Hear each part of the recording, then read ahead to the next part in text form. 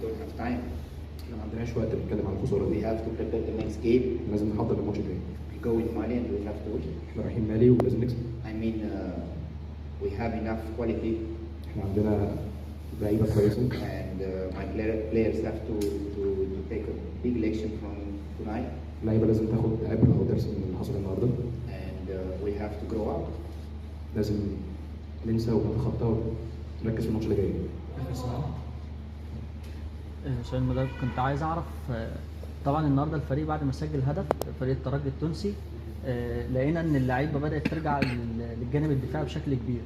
هل ما كانش فيه اعداد نفسي للفريق ان هو لما يسجل هدف قدام بيراميدز ان هو ازاي يفضل مسيطر على الكوره عشان ما يستقبلش هدف تعادل او هدف تاني؟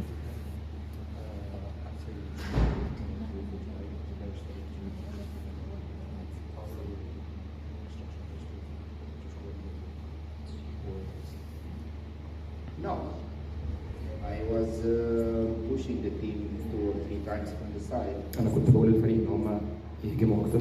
but every time you're gonna see the teams have this impact after scoring 1 goal.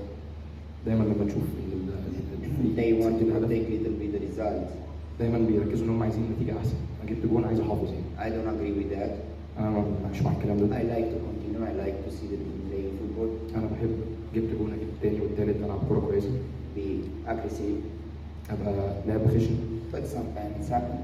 بس ساعات ده بيحصل عادي. But even like that, I think that we can score the second goal, انا كنت فاكر او حاسس ان احنا هنسجل الهدف التاني and we didn't give too much opportunity to Pyramids. بس احنا ما اديناش فرص كتير لبيراميدز. بس